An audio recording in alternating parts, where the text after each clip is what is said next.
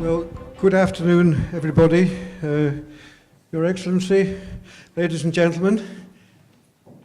When we were planning this programme today, we were aware that the atmosphere within the independence movement would be changed by the definite arrival of Brexit as an imminent reality, and this would alter the priority and atmosphere of the struggle. And whilst our movement has, thank God, always been a constitutional and peaceful one, Robert Olds of the Bruges Group likened this stage to the point where guerrilla fighters emerge from their hideouts and have to learn the tactics of a new struggle, one of the negotiations in the wider world where actions can have a profound long-term consequence on all our fellow citizens, rather than the simple fiery demands and slogans which rouse the campaigning enthusiasm of activists to work for victory. CIB is a non-party organisation, but regardless of our individual party alterations, we're all agreed on the key part which UKIP played, firstly in bringing about the referendum and then in winning it. And throughout the campaign, I met their cheerful, good-natured volunteers in marketplaces and on street corners up and down the country, working alongside members of other parties. And I'm personally convinced that this was the real secret weapon which turned the struggle in the last few days. This is actually the 47th annual meeting of the Campaign for an Independent Britain. So we're a long-established enterprise and owing a great deal to those who have gone before us and kept the flame of freedom alive when it was far from a fashionable opinion to hold. Lord Stoddart of Swindon, who was our chairman for 23 years, has sent his apologies. He is recovering from being taken seriously ill in the House of Lords in early February. And Eric Deakins, his colleague, is here. I think that he was here this morning. And another one of our number was in the Strangers Gallery in the House of Commons in 1972 when the European Communities Act was passed and has been a vigorous campaigner ever since.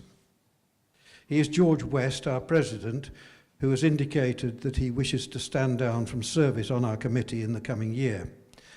I think it must be perhaps 23 years since I first met him, and he turned up at a meeting near Loughborough, very smartly suited, very quiet, very polite, and accompanied by a lovely black lady, who we now know as Sheila, his wife. And my first thought was that he was some sort of civil servant sent to investigate the charges of racism, which were then flung at the infant UKIP and the independence movement generally, and still are. But how wrong I was.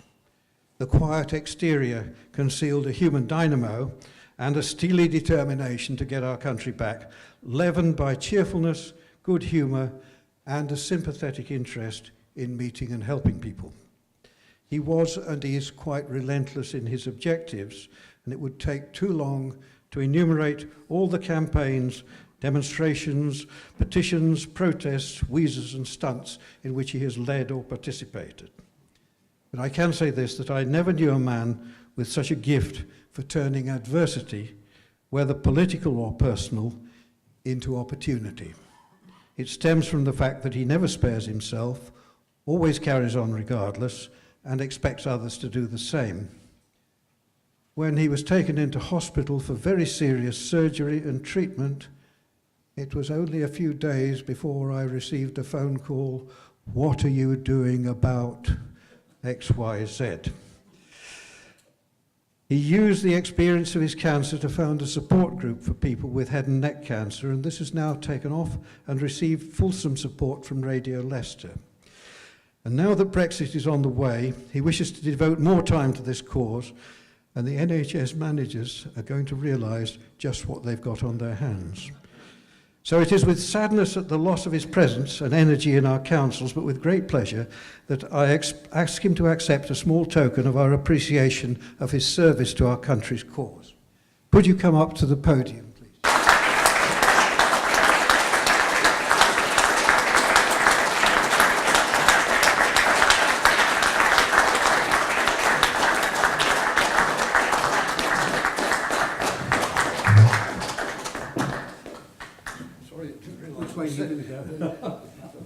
It is a inscribed salver, which the inscription reads, "To George West, in appreciation of services to the cause of independence from 1972 to 2017, and as chairman and president of the Campaign for an Independent Britain, from the National Committee and members in general meeting, 29th of April 2007. George, thank you very much for all your services.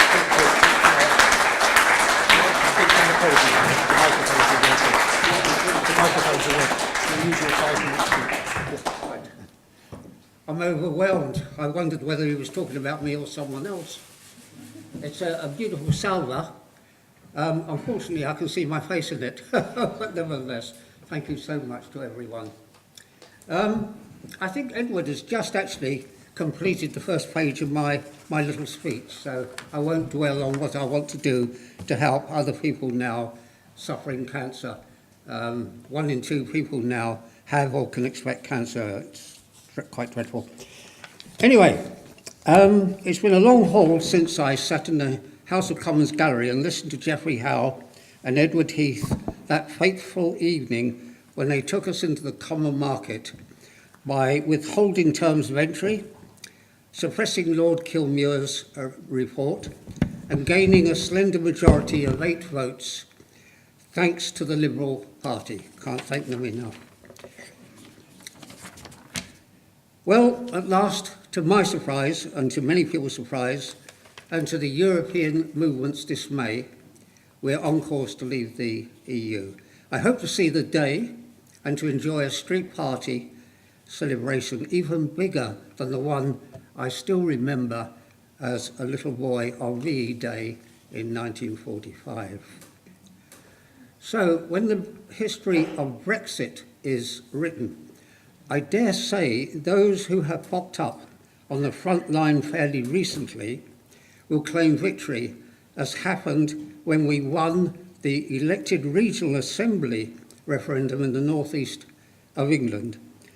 And thanks to the initial campaigning done by Edward and myself, who stole the name of the East Midlands Constitution and formed a company to fight that referendum, giving John Prescott a bloody nose. And we were aided later by Jenny Sleet, who unfortunately is no longer with us, and Neil Heron, still active. For that campaigning work, I am listed in William Norton's book, The White Elephant, alongside Harold Shipman, the mass murderer. As Mr. Norton claims victory because of his work leading up to that referendum. I have yet to meet Mr. Norton, and I have a few words to say to him. But one of the unsung heroes, many of whom haven't lived to see the result of the EU referendum. There are far too many to list today, but we need to pay tribute to them all. Now, do you remember over 10,000 of us marching from Hyde Park to Trafalgar Square without any mention at all by the BBC? Some of you would have been there. Do you remember the petition to leave the EU, prepared and promoted by CIB in 2006, with advice that I took from the Commons clerks to make sure everything was apple pie? As I came up with that idea, I said we would not succeed unless we had at least one national newspaper on our side.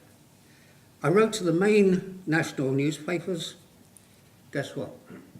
Only one replied on an A5 piece of paper saying they did not wish to become involved in that sort of thing. We achieved an inadequate 23,000 signatures by CIB members standing on the streets and at meetings collecting signatures. I remember CIB Tom McCartney becoming a local hero by sitting on a pavement at a busy roundabout in Wolverhampton every day in all sorts of weather collecting signatures. But at that time, we had to face all the insults and propaganda thrown at us. falsely claiming that we were racist, little Englanders, xenophobic and worse, whilst the EU faithful, I did struggle with that word faithful, I thought of others I could use, when they tried their best to convince us all that we were Europeans first, British second, and English not at all. It was Master Nick Clegg, as I named him in those days, who declared that England is not a legal entity within the European Union.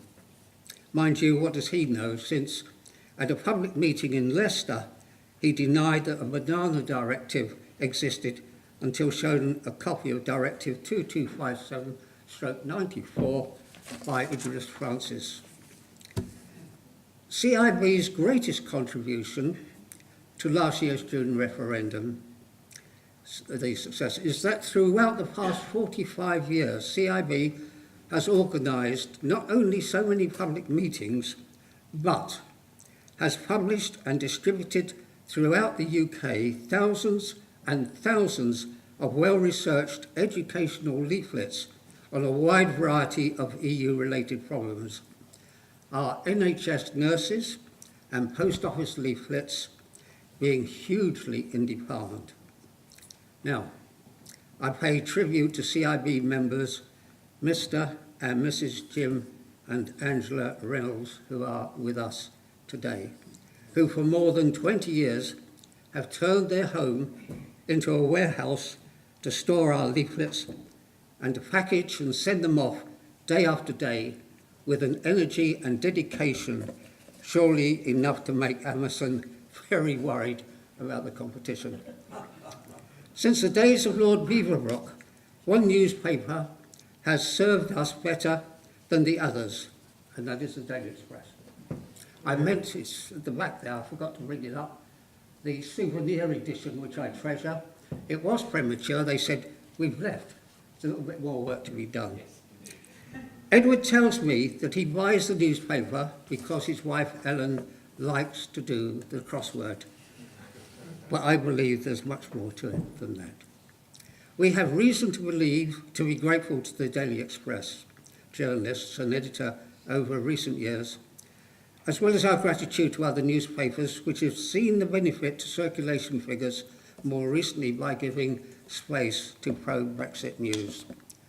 Of the Daily Express staff, we have as our first speaker this afternoon Mr. Patrick O'Flynn, who is a Daily Express journalist and has gone on to make a bigger name for himself as an MEP, and an even bigger nuisance for himself, working inside the European Union Parliament as a member of UKIP.